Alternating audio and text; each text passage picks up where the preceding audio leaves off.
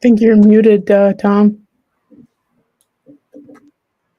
What's going on, everybody? Good evening. Welcome to Big Blue Avenue. My name is Tom Scavetta, joined alongside Sam Cardona and Hank Indictor. The New York Football Giants are 1-0 for the first time in nearly 2,000 days, and it feels great. Hank, Sam, how are you? Good. Doing real good.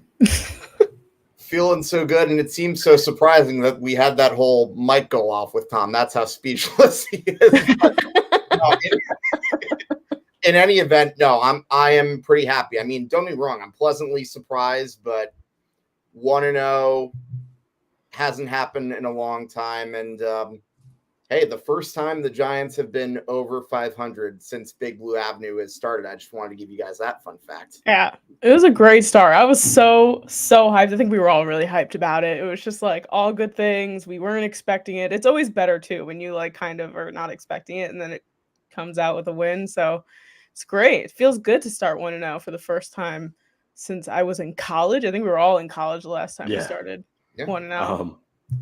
So the Giants beat the Tennessee Titans by a score of 21-20, folks. And before we kind of get into the game, and the comment section is already blowing up, haven't even got a chance to get settled in yet, but keep them coming, folks. We'll get to them soon. Make sure to follow us on all of our social media accounts, including Instagram, Twitter, and YouTube at Big Blue Avenue. This is a sub-show of Review and Preview Sports. Make sure to go like and subscribe to the Facebook page as well.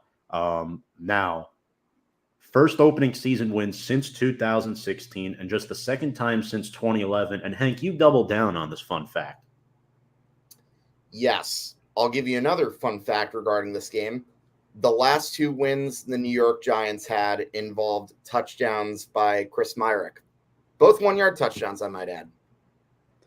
And you also wrote first ever win against an AFC team on the road. Yes. It has to be in week. Has to just be in week one, though. Yeah, no, it is week one. Yep. Because the Giants haven't even played too many AFC teams in week one of the NFL season. Usually when I see the Giants schedules of week one, it's either like Dallas or Washington. I literally looked at every schedule since the merger that the Giants have had. Pittsburgh a couple years ago. Yeah, you're right. You're right. And let's get some comments, folks. Appreciate all the love and support already. Josh Weinberg, Big Mosh Man, saying, Big Hank. What's good, buddy? What's up, Mosh Man? Mike DeSanto in the comments section. I told you I'd ask it again. Is Jones the QB next year? Yes. At this time, yes. We're not going to be in a position. What's up, Hank? Let's pump the brakes a little bit, but I hope you're right. Yeah. That's just my opinion. Mike, we'll dive into that a little bit more later. Noah Dog Dibler, get out of the studio before Hank feels like getting chatty. That's a good point. He's not on wrong. Our pre-show, Noah was stuck backstage with Hank for about 45 minutes. I think, Hank, you joined backstage at 6:07. I'm like, holy shit, this guy's ready to go. We're 1-0. We're going to talk about this team. Christopher Gang. Yes, sir. Noah's real. Blank. Mike DeSanto says, let's go Giants. We won a thing. Yes, we did. We did win. Will Thig saying, what's up, Big Blue? Appreciate you, Will. Great intro by Tom. Yeah, I mean, look, I went speechless. It happens. I was too excited. Noah says, Tom had to mute for a second to yell at Kyle Russo about Daniel Jones' comeback win. Yet, Kyle Russo immediately, when Jones throws that pick, he's texting me on the side saying, look at Dable yelling at Jones. How about look at Jones on the next drive? That touchdown pass to Chris Myrick to help put the Giants in position to win the game. Scotty Hendry says, let's make it 2-0. We'll talk about that Panthers game tonight. Thank you very much for that comment, Scotty. And we'll get into these week one takeaways. But first, let's start with our New York Giants player of the week. And it is none other than the jersey of the player that I'm wearing tonight, Saquon Barkley. And Sam, awesome graphic, by the way. Beautifully made. Thank you so much. Why don't you take us through why we decided on Saquon Barkley for the folks watching? Yeah, totally. So thank you for telling me that my graphic looks nice. I put a lot of work into it. But obviously, apart from us calling him our player of the week, I mean, it's the NFC literally named him the offensive player of the week. I think that that's pretty telling in and of itself. But as we put here on the graphic, he rushed for 164 yards on 18 carries. And the 164 rushing yards plus the 194 yards from scrimmage, like basically were the best from the NFL players from this past weekend, which is like super amazing for him. Saquon is so back and I'm living for it. Tom, you gave me this stat, faced an 8+ man box only on 5% of his carries. He had that beautiful 68-yard run. Obviously, that's set up for the 4-yard touchdown, which was our first touchdown of the season. He had a team high 6 receptions for 30 yards, and of course, scored that gorgeous, wonderful 2-point conversion that I absolutely love to see. The confidence from Brian Dable calling that play to begin with. Just all around, Saquon Barkley, this is what we've been waiting for, and he is so back. Yeah, very excited. And I want to hone in on that 8-man box. So the Giants pass-heavy coaching staff, Brian Dable and Mike Kafka, what do? They notice what the Titans are doing. They're putting very few men inside the box. And when the Giants take advantage of that, they feed Saquon, they let him cook, and just an outstanding performance by the fifth-year running back out of Penn State. Very happy with his performance. 194 total yards. And again, Saquon had the highest amount of rushing yards in week 1. 395 total yards for the Giants, highest total in a non-overtime game since week 2 of last season. Shout out Hank for that fun fact. I do want to say another thing about Saquon. We'll be doing some film review on him tomorrow. He hits the hole. He hits the hole every time. You know, there were some plays, that 2-point conversion, I wasn't so sure what was going to happen. Shout out to Brian Dable, first head coaching win in the NFL. 1-0. Very pleased. Very, very pleased. And his post-game celebration in the locker room, fun to watch if you're a Giants fan. And I was excited. It was the first – I mean, that's a game we lose in previous years, right? I think the fact that the Giants went for 2 and you incorporate the analytics side into it, it increases the Giants' probability to win the game because Randy Bullock, who, by the way, was also with the Giants for a cup of coffee a few years back, had a lot more pressure on his leg to make that kick. If the game was tied, Bullock saying, well, in his mind, because football is also a mental sport. People don't realize that. If I miss this kick, we'll go into overtime. That wasn't the case. It was win or lose. There was no overtime option. And Brian Dable and the Giants eliminated that overtime option for the Tennessee Titans. Job well done, Saquon Barkley. Job well done, Brian Dable. Hank, what were your thoughts on Coach Dable in his first game? Well, let me piggyback off of that winner overtime option. And I'm going to tell you pretty much why I wholeheartedly agreed with his decision to go for 2. Because, first of all, it's a first-year head coach. Going for 2 when you could just as easily settle for the extra point field goal to tie it sends a message from a first-year coach that I believe in my play. I believe in my players. It gives us a good chance to win.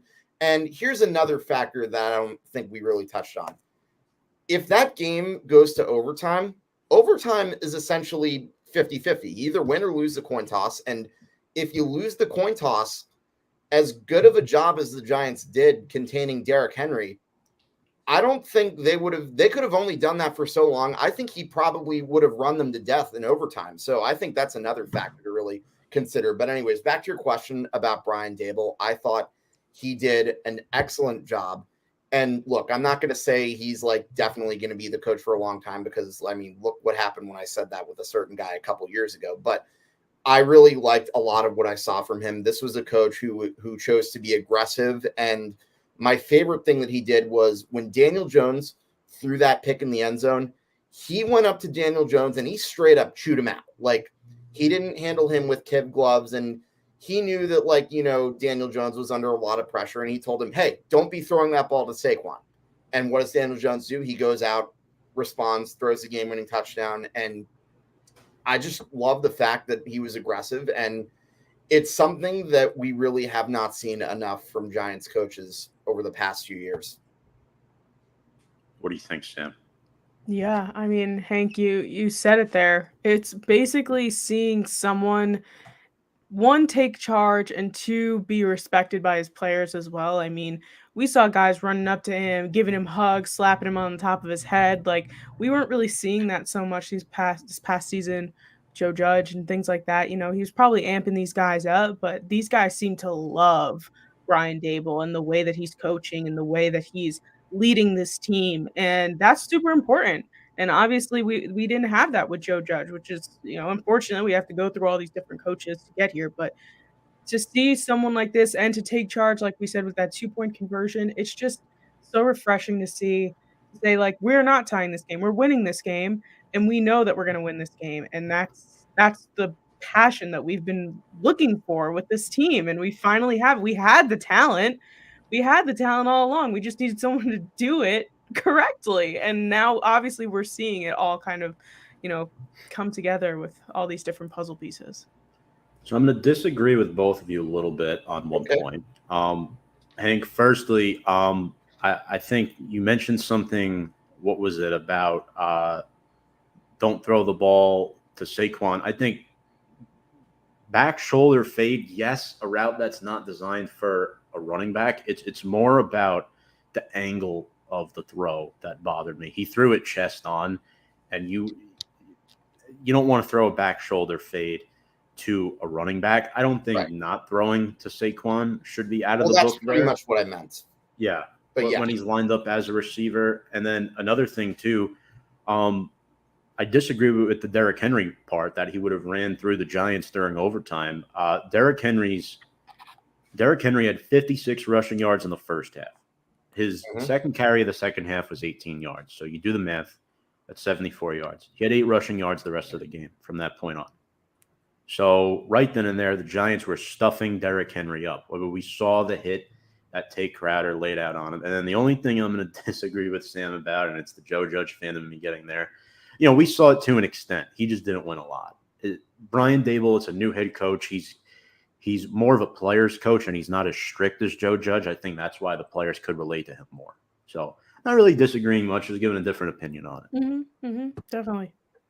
And yeah, that's fair. But I just think that if Derrick Henry had gotten the ball in overtime, the guy's a human bowling ball. You're going to get worn out trying to tackle him so often. That's just my thing. It would be risky, but with the way the game was going, I don't think so. I think they were stopping him quite nicely, but that's just my opinion. Daniel Jones looked good.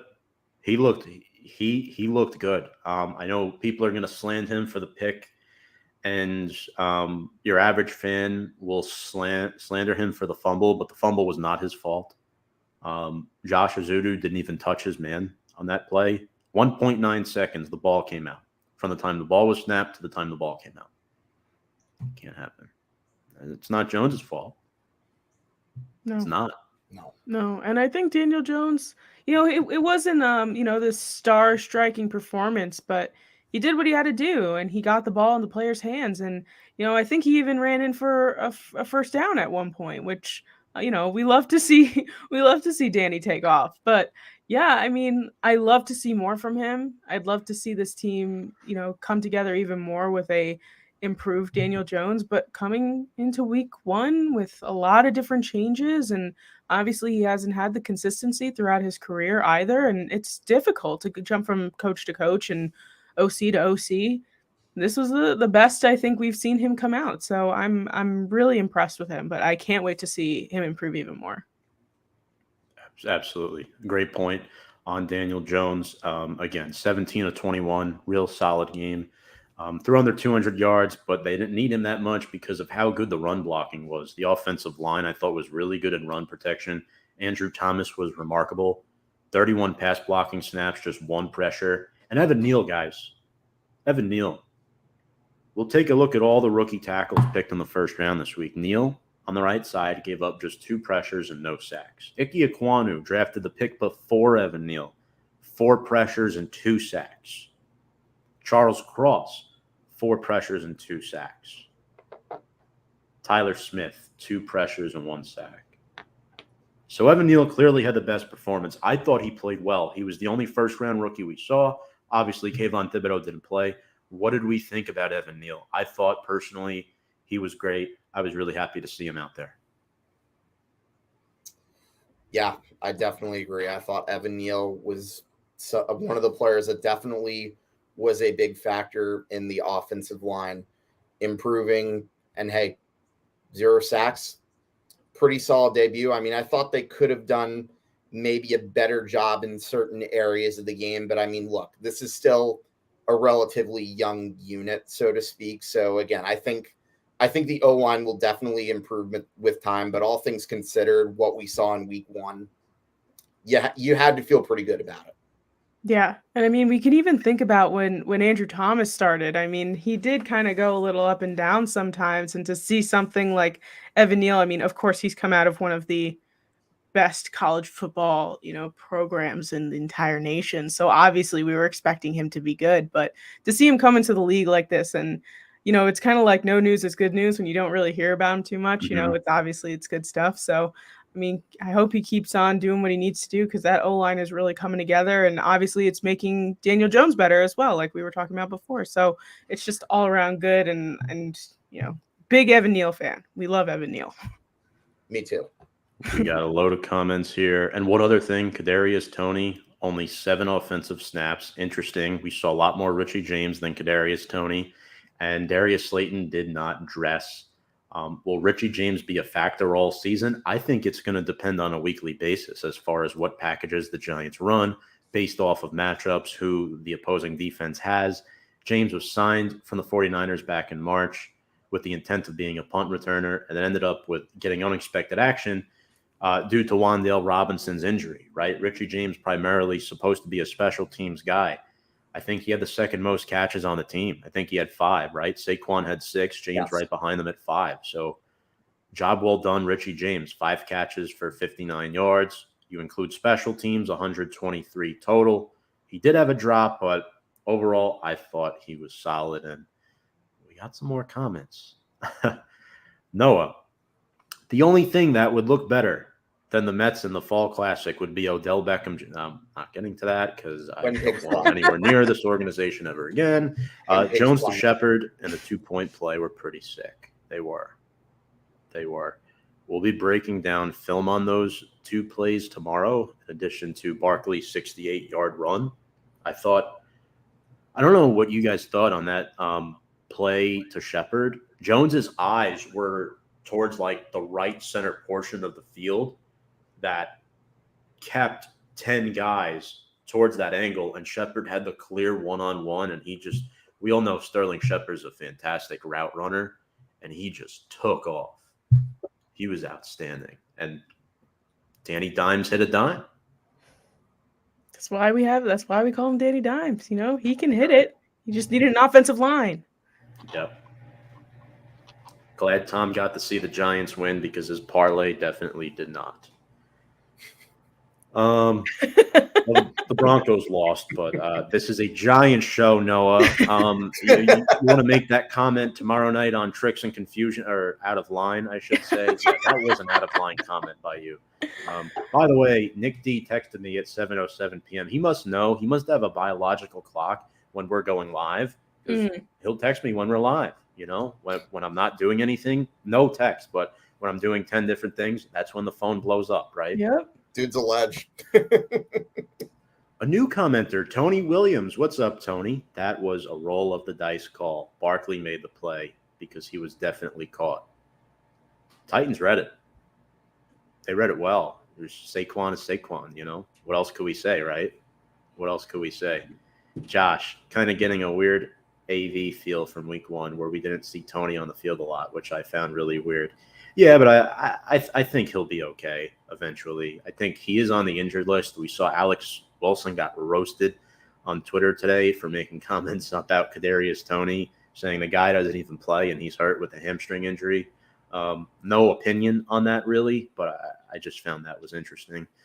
But the defense, Sam, talk to me about Wink Martindale and what he brought. on Sunday. Jihad Ward, O'Shane Zimenez, I thought were really good, stopping Derrick Henry in the run game. Yeah, definitely. I mean, that was part of the keys to the game from last week was obviously Derrick Henry was going to be the most important part of this offense. And Wink and this defense like really made sure that they held him, which was obviously worked out in our favor. I feel like we definitely would have lost that game if Derrick Henry was running all over the place.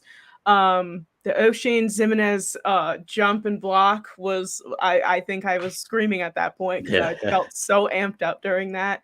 This defense is definitely, I feel like they're almost like reading the other team better. Like this defense was not bad. We didn't see a bad defense, but this defense I saw week 1 was like, okay, well, obviously they're a running team and they're going to use Derrick Henry and Ryan Tannehill can do this, and that. And they like adapted to the team as opposed to just coming out as the same defense every week. So I saw a better defense. I saw an improved defense. I'm excited that apparently Kayvon is coming back into the mix this weekend. And that can only get better. It can only get better. So it's all around great performance from them. And one last thing on the Tennessee game, Hank, I want to bring this to you. Robert Woods held to 1 catch. Aaron Robinson had a pretty good game. Adoree Jackson had a nice revenge game as well. I think something needs to be said about the Giants' corners and what they did because the pass coverage that was lacking was Tate Crowder against Dontrell Hilliard. I thought the corners were pretty solid. Yeah, and that was an area that we were kind of expecting to be a weakness too. So definitely a good sign going forward. More comments. Garth says, best Giants show on all of Facebook right here. Garth, appreciate you. You are too kind. Folks, keep the comments coming. Good or bad, we take them all. Big Blue Avenue, can I get a big bolt up tonight? Bolt up! Bolt up. Go Justin Herbert. I think I took off my Justin Herbert shirt to put on my Giant shirt for the show, but I did have my Justin Herbert shirt on. Garth, as long as that bolt up is for your football team as opposed to your hockey team, I will be more than willing to put bolt up. Anthony says Giants get the dub Sunday. Ooh, he's picking the Giants over the Panthers. I like it, Anthony. I like it. Shout out to Ma'am. Nick does what he wants. This world we're just living in. Hank, you lived with him for 3 years, so you know better than me. Tony did go to Florida. No, this is a Giants show. They're getting into the college football heat. I already see it. Oh, God. Larry Johnson, shout out to Larry. Larry, my condolences. But some good news for you. You could get a top 5 pick out of this and fix a lot of problems. You could fix a lot of problems. And apparently Dak's supposed to be coming back week 6 as opposed to week 8. So yeah, and I'll be honest, and I know Larry's going to disagree because Larry played college football, by the way. I don't think week 3 is a guaranteed win. I know we're jumping a week ahead from now, but Cooper Rush will have a full week in the offense. We'll see. We'll see. There he is laughing. Oh, man. Larry, miss you, man. Appreciate you commenting in the comments. Appreciate you. That's his line. But let's get into the Panthers game. First, we'll just some week 2 transactions quickly. The Giants lost Max Garcia, was signed off our practice squad by the Arizona Cardinals. So we bring in Casey McDermott, who previously spent time with the Jacksonville Jaguars, only 16 career starts. Aaron Robinson had his appendix removed yesterday. He will miss Sunday's game, so who the hell knows who's going to start at cornerback number 2 because Nick McLeod's not practicing either. This is very, very concerning. We might be looking at a Zion Gilbert or good Lord, Justin Lane, potentially. That would be awful. 2 guys that half the people watching have probably never heard of. Cordell Flott, could he get his first NFL start? Flott. I forgot about him. I forgot too. I think so, right? He's probably the next best bet at corner. Yeah. Dan Duggan also reported that Wan'Dale Robinson is day-to-day with his injury, which is good news. And Brian Dable said in press conference the other day, but I know we have more recent news today, that Kayvon Thibodeau is ahead of Azeez Ojulari in his progress. And if one of them will play on Sunday, it will be Thibodeau. Ojulari is pretty much out at this point. They just haven't revealed it yet. Thibodeau, I'm not sure I expect him to play. I think it's 50-50 right now. I think there can be an optimistic side of Thibodeau playing. I want him to play, but we will see. We will see. And now we get into the fun stuff. And Noah says it's only appropriate that Baker had a couple of turnovers. Yep, a Baker's dozen, you know? Very clever, Noah. Very clever. Justin Lane, former Steelers legend. Shout out Dominic Daniele from Stamford, Connecticut. Hank, is he downstairs right now? I believe he is. Okay. Notice the Kentucky receiver doesn't get butthurt by journalists criticizing him. # Florida sucks. Oh my God, that's funny. But moving on, the preview. And folks, stay tuned. We have a segment with Caitlin McCarthy coming up around 7:50, 7:55 p.m. That will be her experience working with the Carolina Panthers this summer and her predictions of the game. Got to talk to her. But that was an awesome interview. But Sam and Hank, for our thoughts now, Giants are 2.5-point favorites. Home opener, MetLife Stadium. The last time the Giants won a home opener, 2016 against the New Orleans Saints, where Janoris Jenkins blocked the field goal for a touchdown. And these two teams did meet last year, but it was a very different matchup. I remember last year we were previewing the Giants-Panthers game with our guy Nicky Snacks. We all remember that night. That one. Yep. And you two picked the Carolina Panthers to win that game. I'll never forget. The Giants won 25-3. Nicky gave me quite a hard time about that. I'll never forget that either. Mm-hmm. All I've got to say, Snacks was correct. Yeah. Snacks was correct. He was. He was indeed. Credit where credit is due. What? I love Nick's quick picks for the week. I think the blank sheet might upset blank. Oh, boy. But this time around, back to my point, the Panthers have Christian McCaffrey healthy. They have Baker Mayfield, an upgrade at QB. I don't even remember I think it was Sam Darnold who started that game last year against the Giants. Sam Darnold, and then I believe Chuba Hubbard was one of the threats that we were worried about too. Yep. That's how much different it was. So they have Baker, they have CMC. Panthers lead the all-time series 7-5. Giants 4-4 at home against the Panthers, but last week the Panthers didn't look too great. They lost to the Browns 26-24. They came back in that game a little bit, but Sam, I'll start with you here. What's your level of concern heading into this week against the Carolina Panthers, knowing that we saw what Dontrell Hilliard did to the Giants last week, and Christian McCaffrey, another dual threat running back who could light up the passing game? Realistically, I feel like this game is very winnable. I'm a big Baker Mayfield fan, so it hurts me to go against him, but I can genuinely see last week. I mean, they didn't play terribly against the Browns. Obviously it came down to that field goal, but it's not what we were really expecting from the Panthers. And obviously their depth chart is also very, very injured in terms of quarterbacks as well. So Baker is, the only guy they really have in terms of quarterback right now. But I feel like this is something that we can realistically win. After going up against someone like the Titans and having that strong run game, being able to stop that, CMC, obviously, he's a great running back, but obviously constantly hurt. It's you're never the same after injuries. So I feel like I shouldn't feel as confident as I am.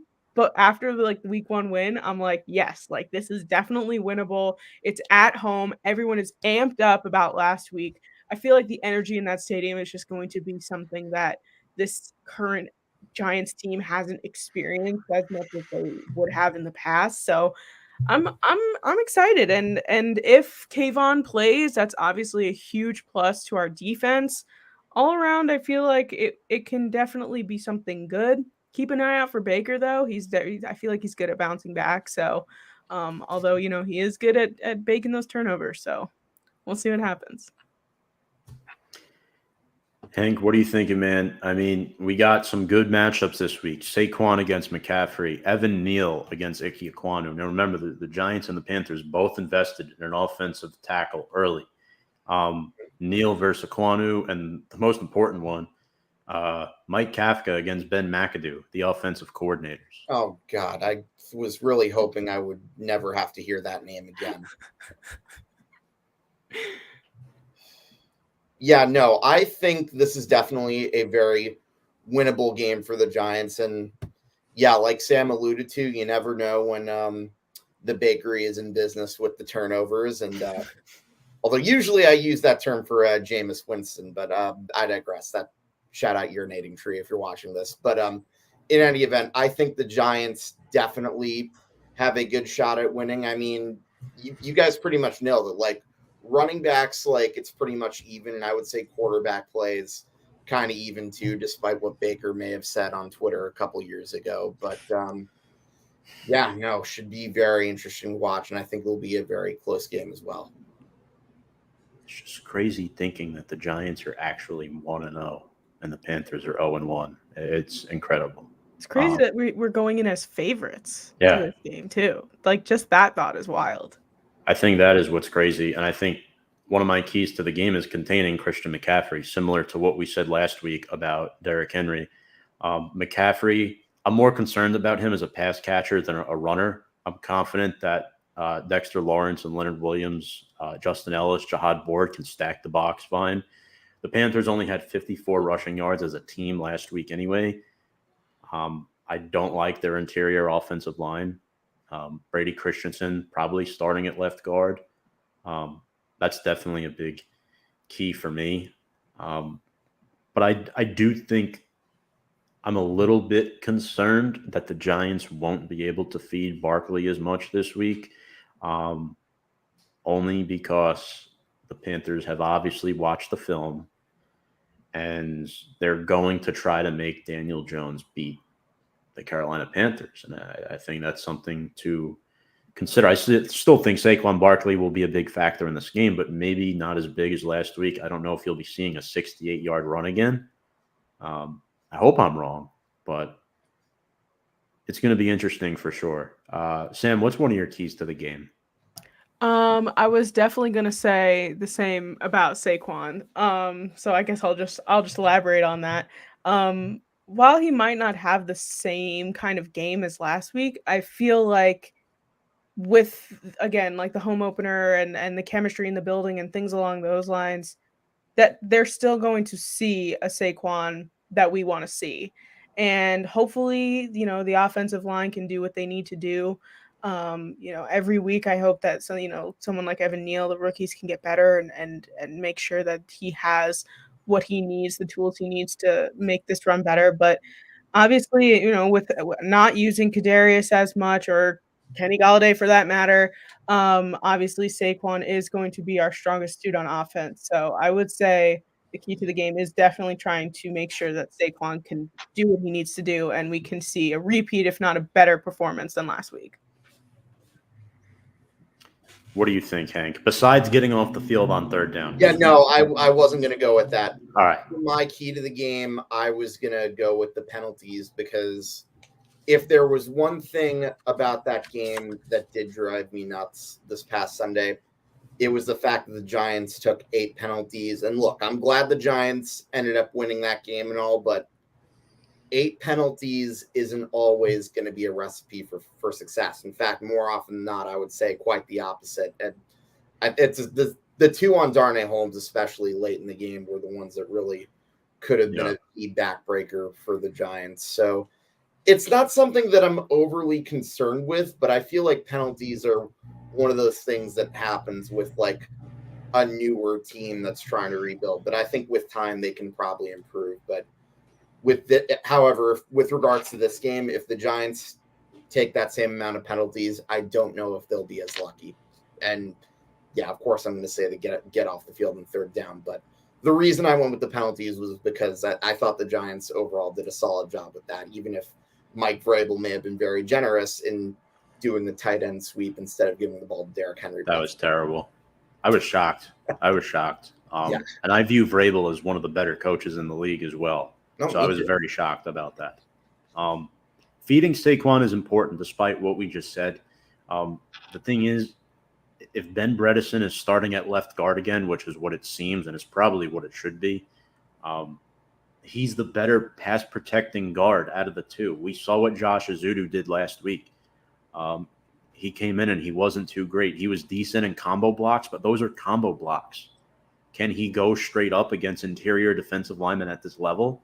I don't know. See, that's the thing that really concerns me. Another guy that concerns me, Darnay Holmes. I don't know. Again, this is a nightmare, and Noah just brought it up, typing out their full names. Robbie Anderson and DJ Moore are two lethal playmakers for the Carolina Panthers as now we move into our players to watch. I think DJ Moore, for me, is one player that can't be slept on.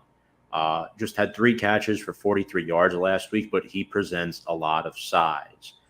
I'm not sure who Adoree will be matched up against. I think if the Giants were smart, they'd put him on Robbie Anderson. But DJ Moore is going to have a huge advantage with whoever he's matched up against, because the Giants will garner more of their attention towards Robbie Anderson because he's played at MetLife before in the past. Again, to me, DJ Moore is more of a matchup problem. He's had over 1,000 yards the last several years, so it's definitely going to be very interesting. I think the one saving grace is that Ben McAdoo, as you can see Noah's comment there, nice one, I see what you did, is the offensive coordinator. That's my biggest thing, and I don't know what this is about. Shibuya Sun Rockers in Japan. Hope Baker doesn't watch film like Kyler Murray. Larry says Giants starting 2-0 is sickening. Also, I thought I might have missed it, but I like the Chargers plus 3.5. The Chargers are plus, I think on FanDuel, they're plus 4.5 now. I'm not sure if that's still the same. I think it's plus 4.5 because Keenan Allen is out, and then possibly J.C. Jackson as well. I don't know. No, he's playing tonight. He is? Mm-hmm. Okay. But let's go Giants, Larry. And then my player to watch for the Giants, for me, it's going to be Tay Crowder. It's going to be Tay Crowder because he was targeted 5 times in pass coverage last week, and he was absolutely horrendous every single time. McCaffrey could torch him and cause a real problem. Dontrell Hilliard beat him often. Since when does Dontrell Hilliard score 2 touchdowns in a game? Shouldn't happen. It shouldn't happen. So one player to watch for the Giants, one player to watch for the Panthers. Those are my 2. I'll go and I'll say for the Giants, I have 2 because they kind of coexist with one another, Kenny Golladay and Kadarius Toney, just to see what their role is going to be, because I know that Dable mentioned, like, especially with Toney, like how like, oh, we didn't target him that much because he didn't fit in this offense for this game. Like they're very specific about what each defense the offense will be going up against. So I'm interested to see if Kadarius and Kenny Golladay, who we've paid an ungodly amount of money to, will actually live up to, this position that we've been desperately needing him to. I mean, we love Shep. We love to see what he's doing, but obviously, he's always up and down in terms of injuries, in terms of performance. So I'm interested to see what they're going to. And on the Panthers side, I got to go with my man. I got to go with Baker. He can bounce back. He's good at that. He's an emotional player. So when he loses, especially to a team like the Cleveland Browns last week, he comes in with this fire. And, people underestimate him sometimes, which he is not a bad player. And I hate when people underestimate Baker Mayfield. So I'll have to throw him into the mix here. Hank? All right, so for my players to watch, for the Giants side, I'm going to go with a member of the secondary that surprisingly we haven't really talked about too much, given how well he did last year and how he was one of the few bright spots. I'm going to go with the X-Man. X going to give it to you.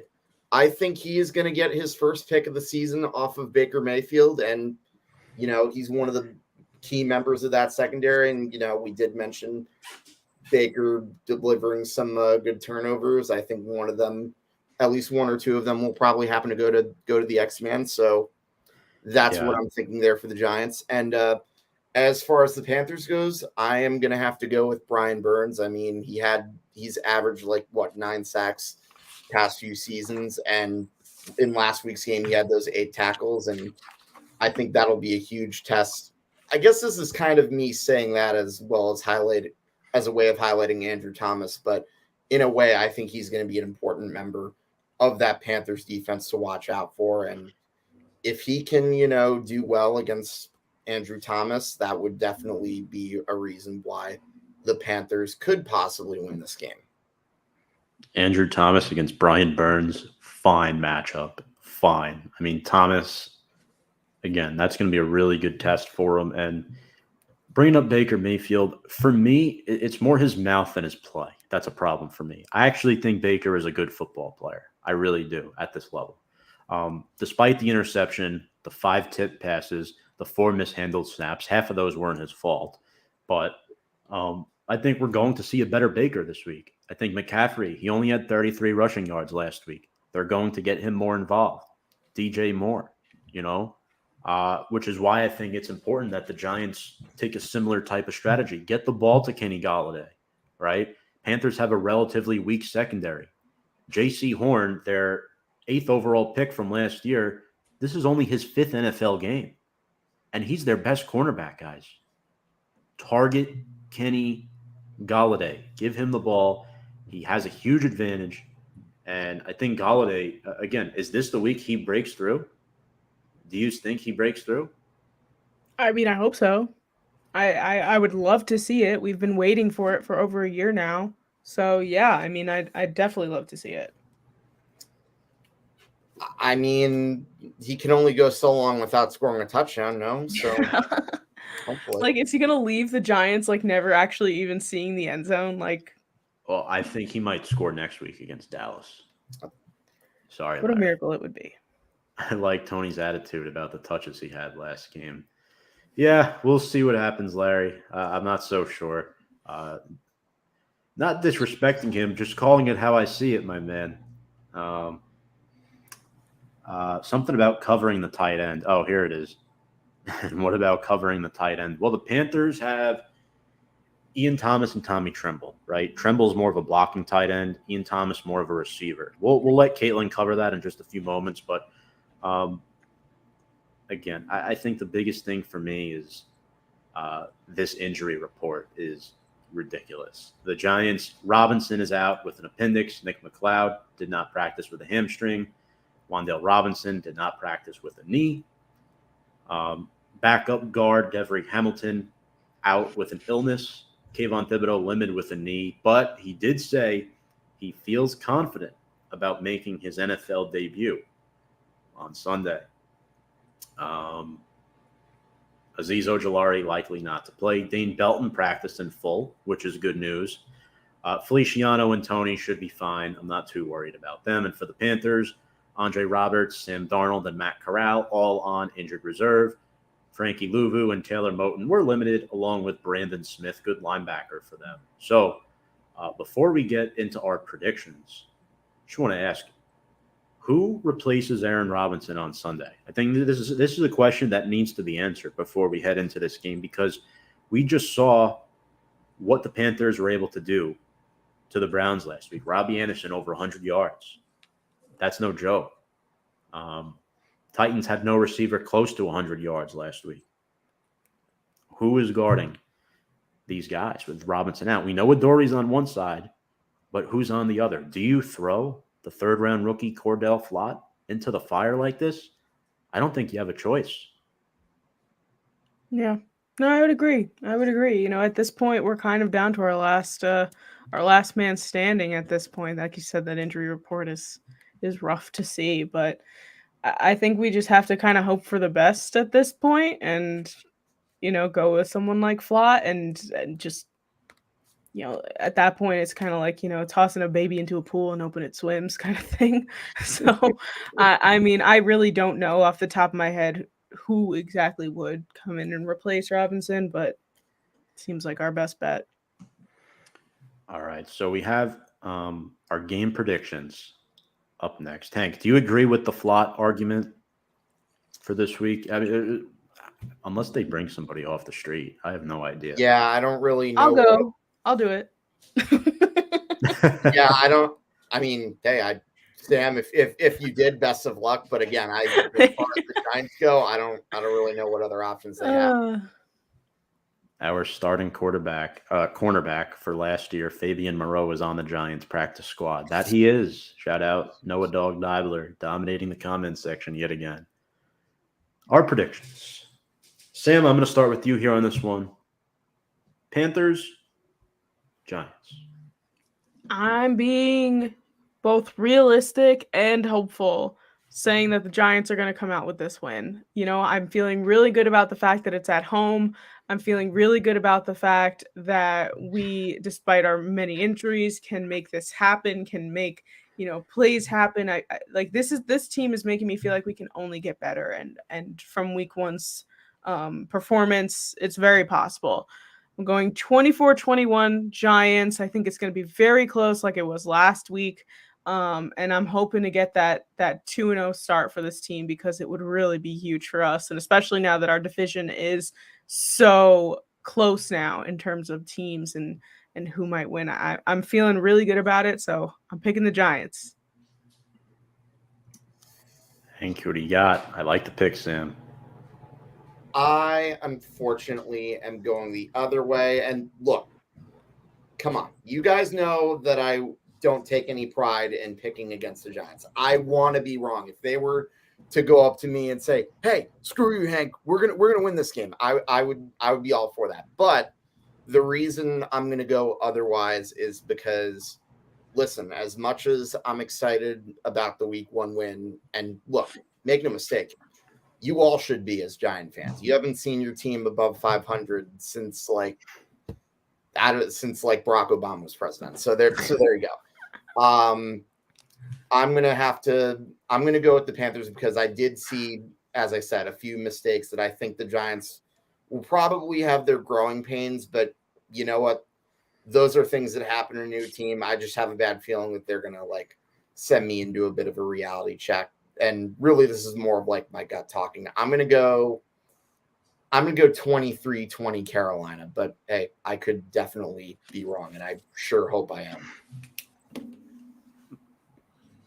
I'm going to write that down. Hank refused to write it down on the script, so I will for him. I just wrote it down too. My apologies. I just wasn't sure. It was a really tough one to pick. James says they are calling in Kyle Russo to be cornerback number 2 this week. Oh, let's go. Kyle's 6'2". He could handle it. He could definitely handle it. Throw in Kyle Russo. Noah has a 19-19 tie. Of course you do. Maybe one team will get boat raced. My prediction. Something tells me it's going to be somewhat of a letdown. Now, keyword somewhat. I don't think the Giants are going to come out playing necessarily great in the first half. I think they're going to have to implement different strategies. It is the home opener, though. The coaching staff, I think Brian Daboll is a better head coach than Matt Rule already. I love the offensive style that the Giants have run. Baker Mayfield got traded to the Panthers pretty late in the offseason. Christian McCaffrey coming off an injury more recently than Saquon Barkley. I think all odds are pointing in the Giants' favor for this week. I'm going to go 27-23. Giants win this football game. But one thing I want to warn Giants fans is stop talking about 4-0.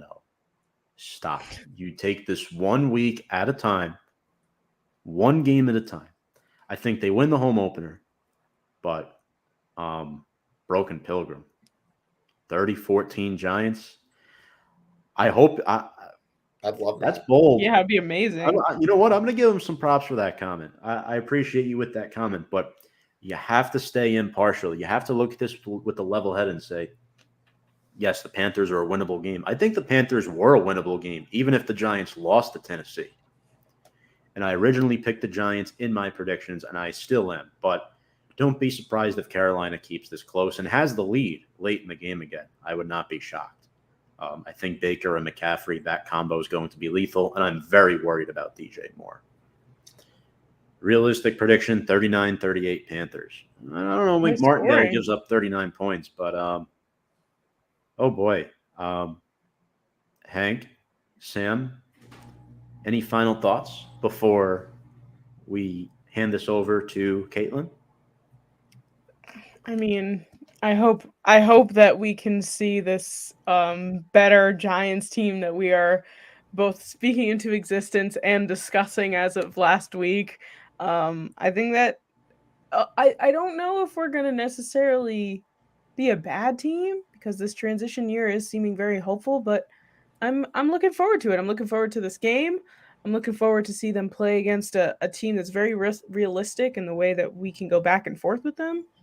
I'm excited. It's gonna be a good game.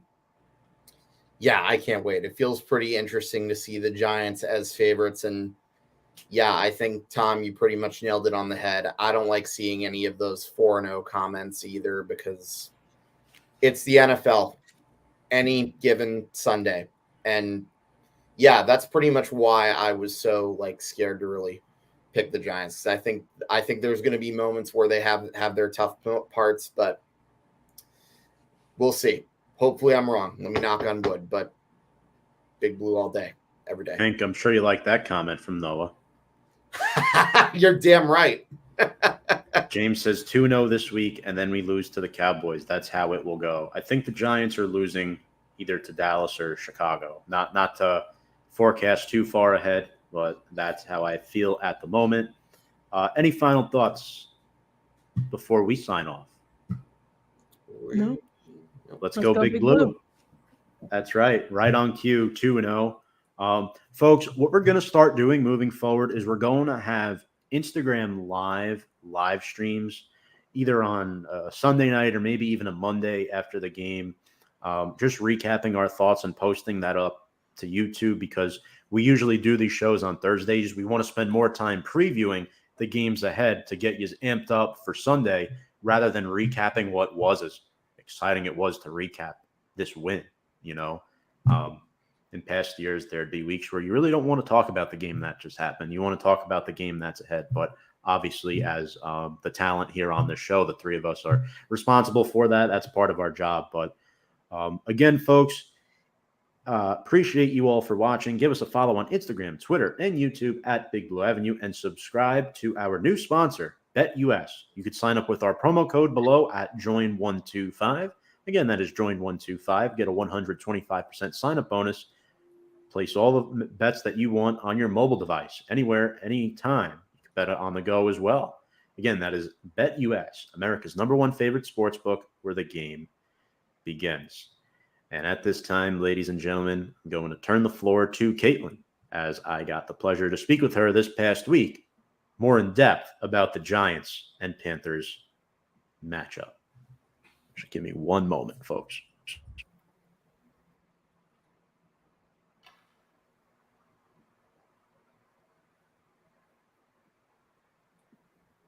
All right, Tom Scavetta here with Caitlin McCarthy, reoccurring guest of Big Blue Avenue. Caitlin, how are you?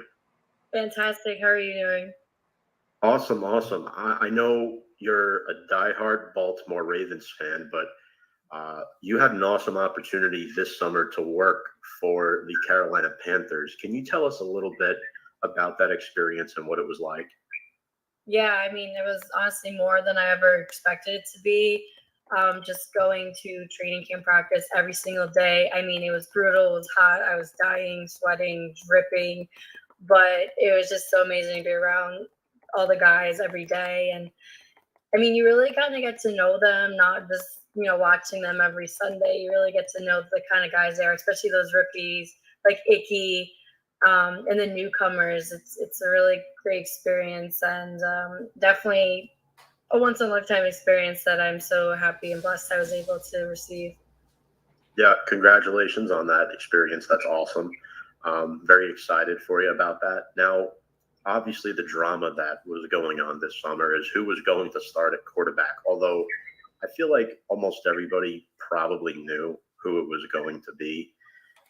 What was that atmosphere like, obviously, before the Sam Darnold injury, the Baker Mayfield versus Sam Darnold competition? Yeah, I mean, like you said it, everyone knew it was going to be Baker. I mean, I felt they weren't going to bring in Baker for no reason. They already had 3 quarterbacks on their roster. Why are you going to add a 4th if you're not going to start him? I would say that Matt Rule really tried to give them both the opportunities. It wasn't like Baker Mayfield's only getting first team reps. It started off on the first day of camp, it was Sam. Next day was Baker's. It was very alternative, but I think after that first preseason game against the Washington Commanders, they really knew they wanted it to be Baker. And obviously it was. And it was just interesting to see because earlier also on in training camp, Matt Rule's like, I want to keep 3 quarterbacks, in which you obviously don't really see that much. But you drafted Matt Corral in the 3rd round this past year. You brought in Baker, brought in Sam Darnold last year, and PJ Walker's not, too old on this team either. They're all pretty new guys, and I feel like the Panthers have just really struggled to find their franchise quarterback.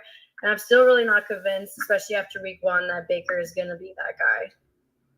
Speaking of week 1, let's talk about Baker Mayfield and his performance briefly. So the Panthers lost the season opener to the Cleveland Browns, Baker's former team, in what was supposedly a revenge game. But I believe there was like 8 seconds left, and there was a 58-yard field goal that wound up winning the Browns the game. But the 4th quarter, Baker was pretty impressive, I thought.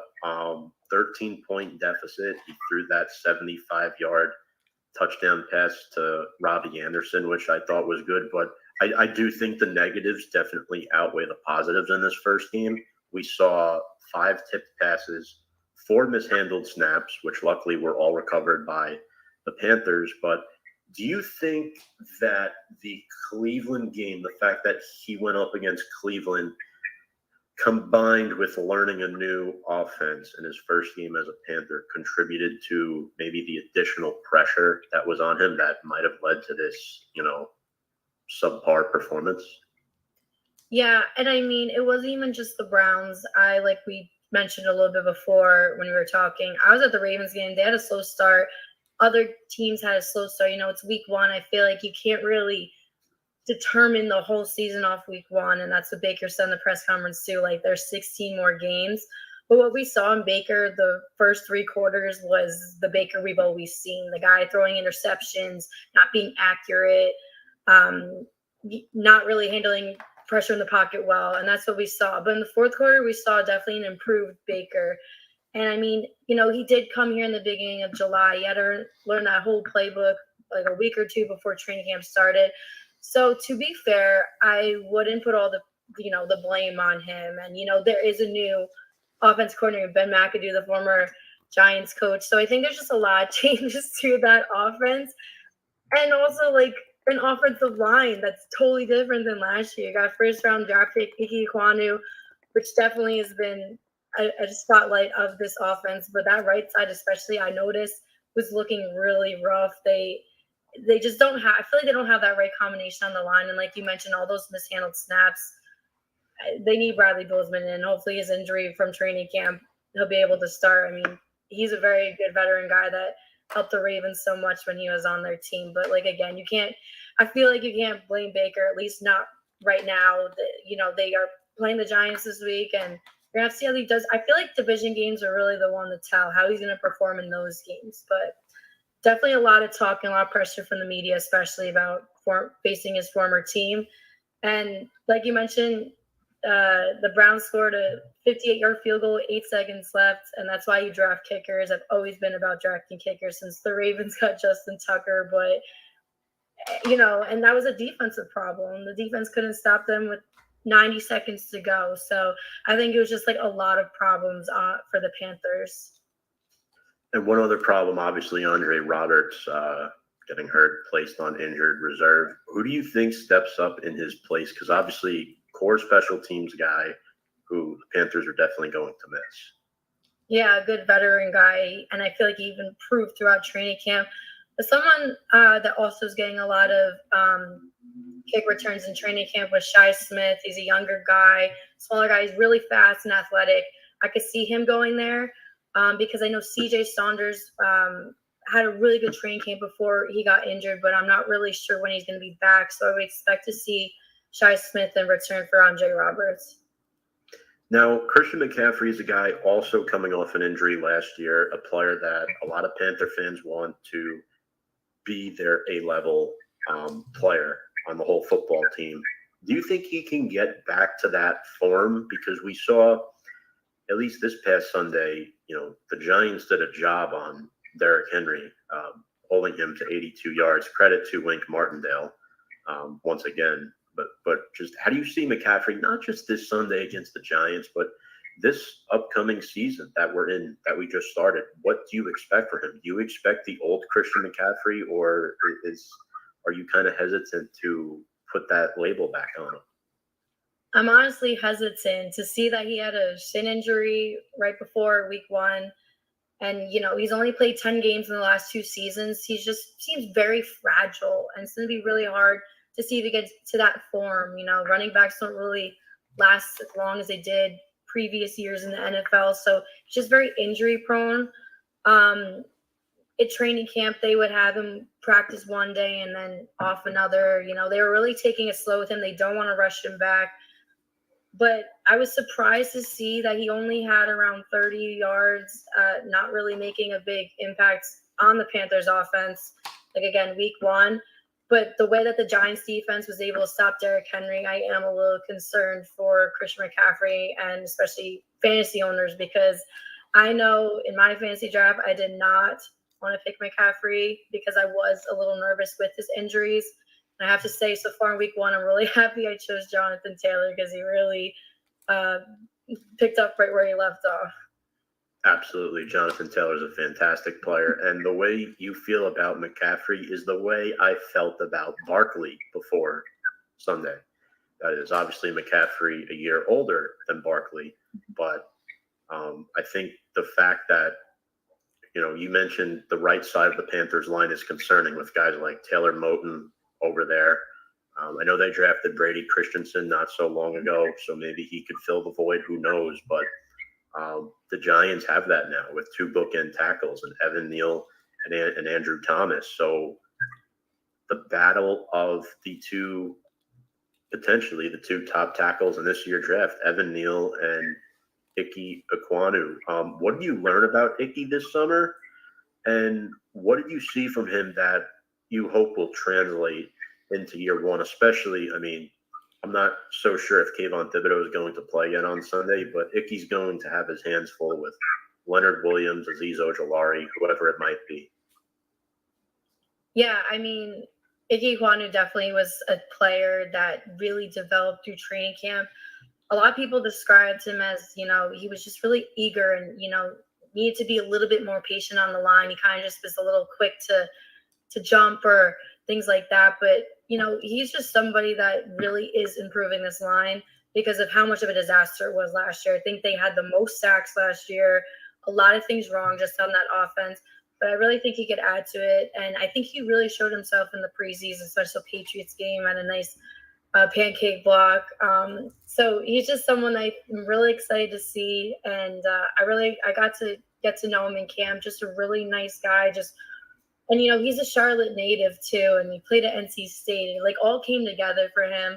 I think he's going to be one of those guys that is not going to be a disappointing first-round draft pick. And I don't think he played bad at all at his first NFL game. Obviously, some mistakes. He's a rookie. He's going to make mistakes, but overall, I don't think it's going to be too hard of a task for him. He did have Myles Garrett on his hands this past week, so I think he's just going to have to keep working at it every single week. Yeah, I think Garrett had at least 2 sacks on Sunday. But, back to Ike for a second. I think he's, out of the 3 in this class, the best pure left tackle, right? Because Neal's playing the right side, and Charles Cross is a whole different story out of Texas A&M. Yeah, sorry to interrupt, but you did Brady Christensen, and Christensen was playing at that left tackle spot. And during training camp, everyone's like, Ike Ekwonu, 6th overall, they're going to start him. But, Ekwonu really needed to work for that left tackle spot. And for a while, and for that first preseason game, they wanted Brady Christensen there. But then I think Ike really stepped it up, and that's why he is that left tackle spot. And that's what he was doing at NC State and really transitioned it over to the pros. I think it's interesting, too, because we'll probably see it more with Ike than Evan Neal, because Evan Neal's playing on the right side. I think Ike's going to go through a lot of the growing pains that Andrew Thomas went through his rookie season, because Andrew Thomas was awful the the first 8 games of 2020. He was really bad. And now, this past weekend, he was the 3rd ranked left tackle on PFF. I mean, 31 pass blocking snaps, only 1 pressure. Evan Neal only gave up 1 pressure as well. So I think manning down that left tackle side is definitely more of a challenge than something that Evan Neal has to do, right? You're not going up. I know edge rushers will switch sides sometimes at that 5 tech position, but I'm looking at Brian Burns, I'm looking at Kayvon Thibodeau, pass rushers for each team respectively, and both of these rookie tackles will absolutely have their hands full on Sunday. But I want to get to your thoughts on Wink Martindale, because it just seems like the Giants are recruiting Baltimore Ravens left and right. First, Jihad Ward, even guys on the offensive side of the ball. Tyre Phillips. We had Jalen Moore for a cup of coffee. A couple other players. Christian might be on the practice squad. He right? is, yeah.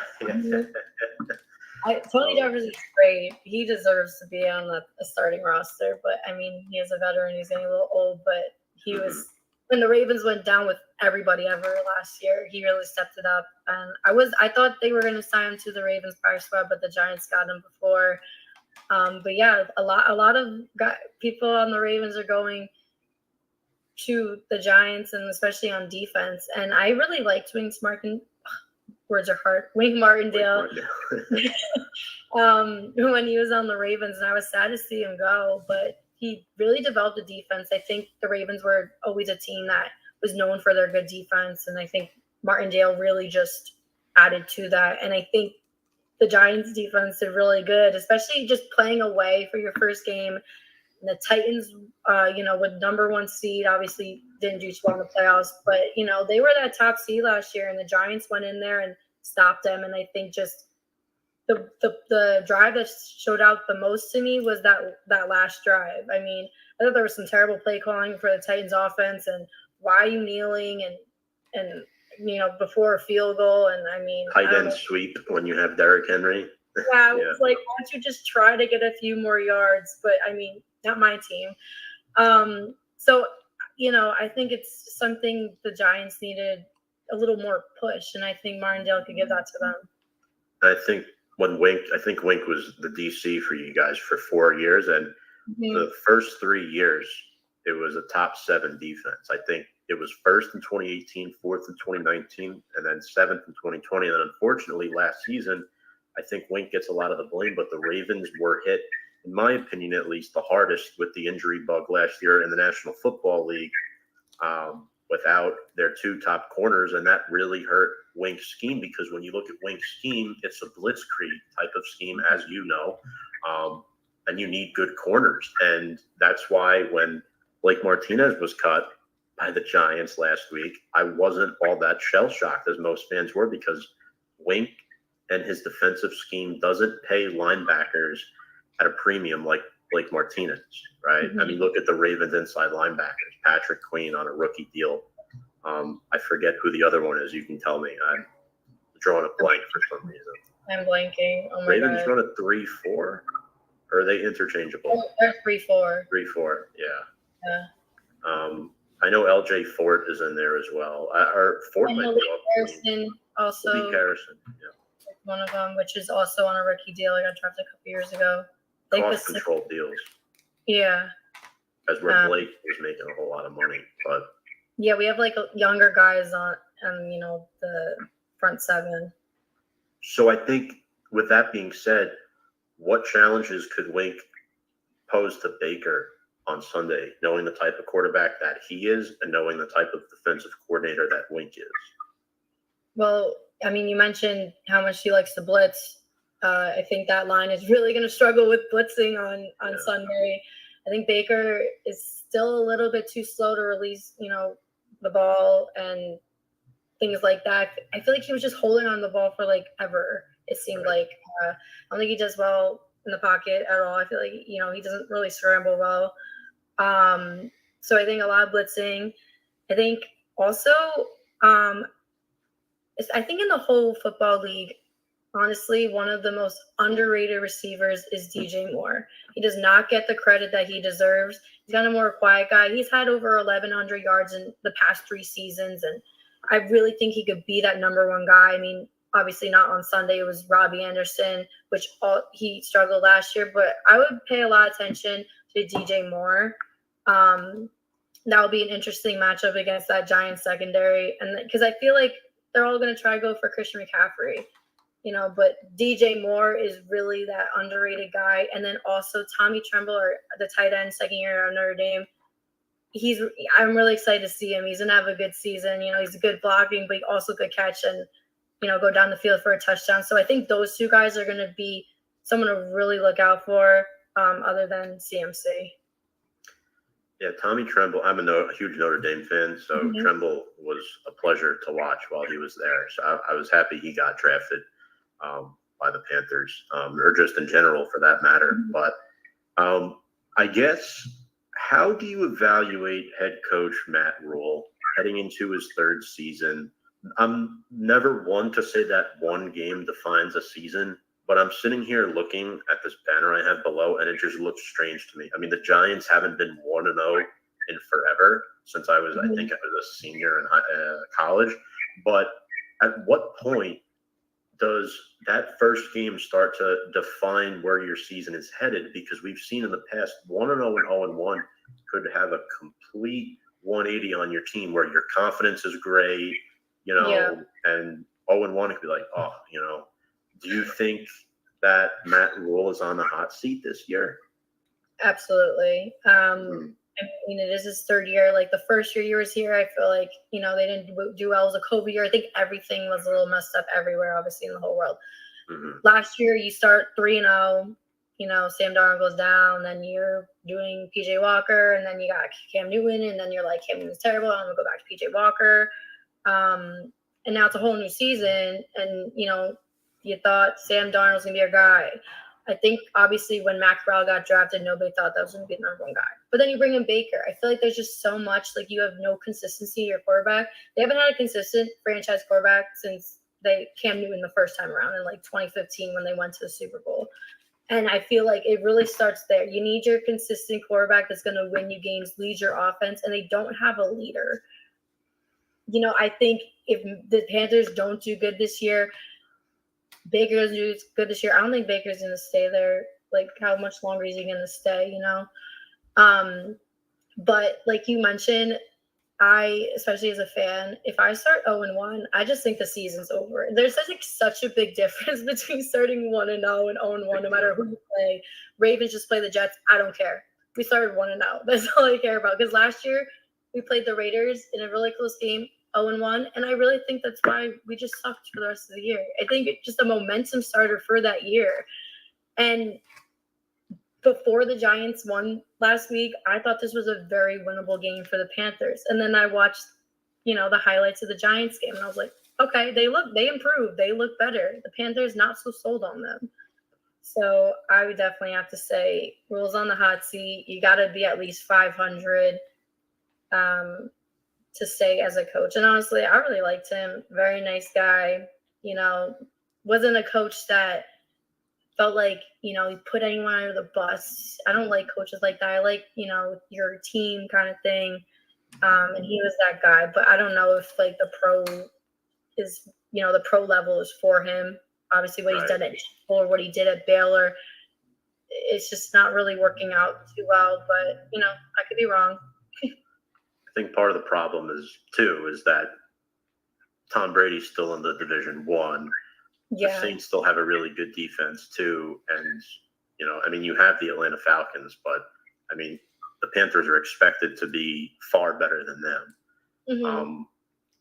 And I think now watching Sunday's Giants game, and I think what would really concern me if I'm a Carolina fan is that the Giants brought in a coaching staff of Brian Dable and Mike Kafka, who both led pass-heavy offenses, and they ran the ball like maniacs to Saquon Barkley. They utilized the running game to perfection because the Titans were only doing a box of 8 guys or more on 5% of Saquon's runs.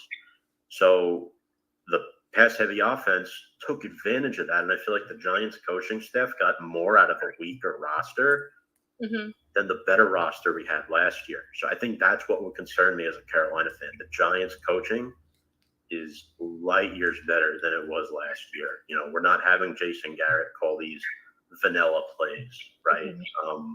You know, we're not doing a QB sneak on 3rd and 9 anymore. But what is your key to the game for the Panthers? What's one thing they must absolutely have to nail in order to beat the Giants on Sunday? They need to force at least one turnover. They didn't force any week 1, and I believe, I could be wrong, they had like 7 interceptions last year. They were on the lower end of interceptions. Did they not force turnovers? And that hurts. That hurts any team, because that was the Ravens last year. They couldn't. I can't say that word for some reason. Force turnovers, and I mean the secondary. I think it's a little underrated too. But also that was a secondary that was banged up. I mean, you had J.C. Horn that came in as a rookie last year, but he was done for the season after week 3. You know, he's back now. He didn't really have his best game. Allowed 2 big passes to Amari Cooper. We also got Jeremy Chin, a young guy. You brought in Xavier Woods. That's a little bit of a veteran guy. Like this secondary is strong when they're healthy, but that missing piece that they need is to force turnovers. There it is again. I have my own thing with the STS. I have trouble pronouncing that all the time, so it's all good. So who concerns you the most on the Giants? Maybe one player on each side of the ball, like that you think could really take over this game and put the Panthers in some trouble. I mean, if Saquon Barkley plays the way that he did against the Titans, even though I'm not so sold on the Titans defense, but the way that the Panthers front 7 played against the Browns was not really what I expected either. Because you got some veteran guys like Shaq Thompson, but Shaq missed the entire training camp. And I think that really affected him. When I was there at training camp, I didn't think it did. But it's so much different when you're on the sidelines and when you're actually playing, because he was a guy that was coaching, you know, the other defensive guys. He was in there. You know, I feel like he was more involved than a regular player that was hurt and had to watch. So they had 16 missed tackles, that defense on Sunday, 4 of them by Frankie Louvu, which is also another older guy. But they really just had to complete their tackles, because that was ridiculous. You're not going to win games missing 16 tackles. On the defense, it depends, because like Kayvon Thibodeau plays, I don't know, like that, the way he played it in college makes me a little concerned. But those are 2 guys I'd want to watch out. If Thibodeau doesn't play again, though, I might feel a little better about the Panthers offense going against them. I think for me, I'm concerned about DJ Moore for the same reasons that you mentioned before. Big body receiver. Outside of Adoree Jackson, our corners stink. We saw Darnay Holmes almost coughed up the game for us. Yeah. Aaron Robinson wasn't exposed much on Sunday, but that could be a concern. It's more like he's not great because he's a young corner type of thing, not because he's a bad corner. And then the second one is Brian Burns, in my opinion. 9 sacks, 2 consecutive years, really good young player out of Florida State, explosive first step. And I think if he'll probably be matched up against Andrew Thomas most of the day, but if he's able to do some stunt moves and get in on Ben Bredesen, another former Raven, I think that's a weakness for the Giants, starting left guard. It's a rotation between Ben Bredesen, among others. So I think if Burns is able to get to the quarterback, that could pose some problems, because we saw Daniel Jones fumble once on Sunday. So for me, I think that's the biggest thing for me. And I guess those are my 2 players to watch, because Moore, again, good big body, and Burns for the reasons I just said.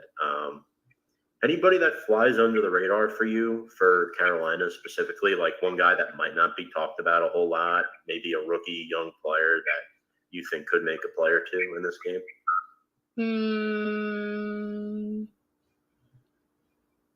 Yeah, Brandon Smith is a rookie. He a linebacker, second string, but I think he really excelled in training camp, and you know, he may get more playing time as the season goes on. I'm trying to think.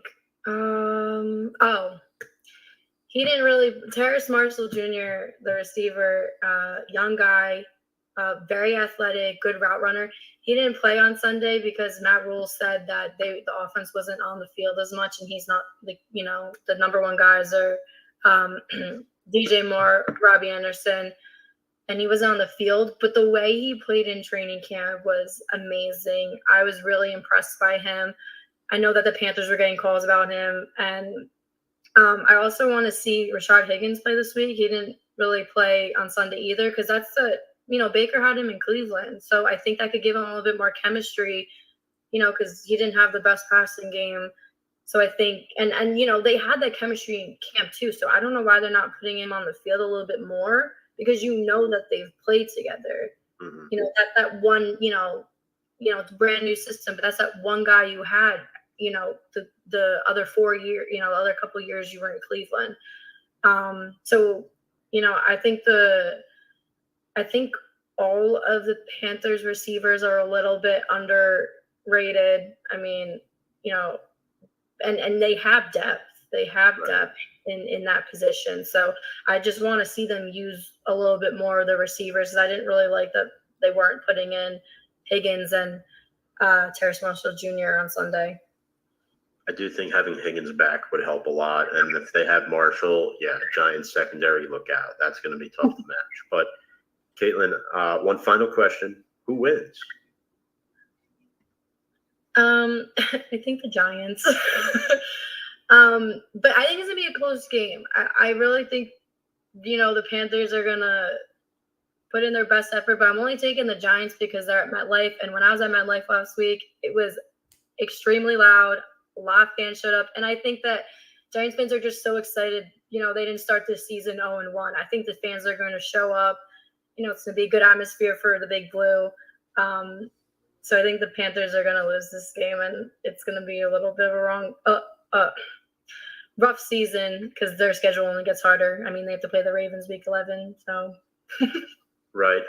I think my biggest concern for the Giants is after a win like this, sometimes there's a little bit of a hangover and you lose the next week that you're supposed to win. So I think that's what concerns me. And personally, going into the season, if you told me the Giants would start 2-0, I would lose my mind.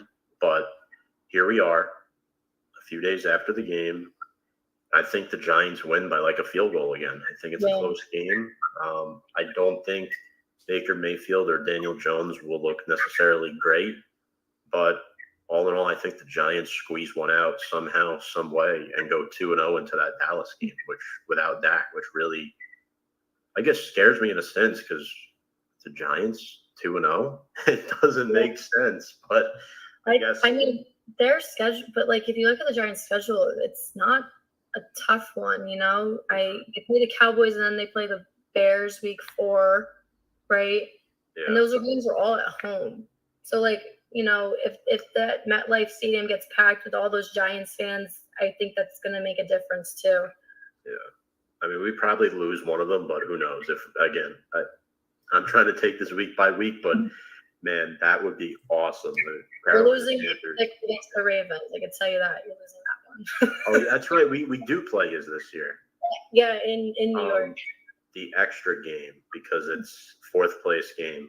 Yeah, out of conference against placement. It's like the second time in my life as being a fan since 2008, the Ravens finished in 4th place, and I was like, "What is this? I've never I'm not used to that." I was like, "What is that?" Caitlin, well, thank you so much for hopping on the show here. Where can people find you and your work before I let you sign off? Yeah, so I'm starting up in Syracuse at CNY Central. I'm doing college sports, more Syracuse ACC stuff, so not pro. But if you Google Caitlin McCarthy and CNY Central, it'll pop up in a few weeks when I get started. Awesome. Well, Caitlin, thank you so much for joining us. Best of luck to your Ravens on Sunday, and best of luck to the Panthers as well. Not too much luck, but we'll see what happens. And that was Caitlin McCarthy. I'm Tom Scavetta, and we'll go right back to Big Blue Avenue. All right, folks. Thank you very much for watching tonight. That was Big Blue Avenue. I'm Tom Scavetta saying so long.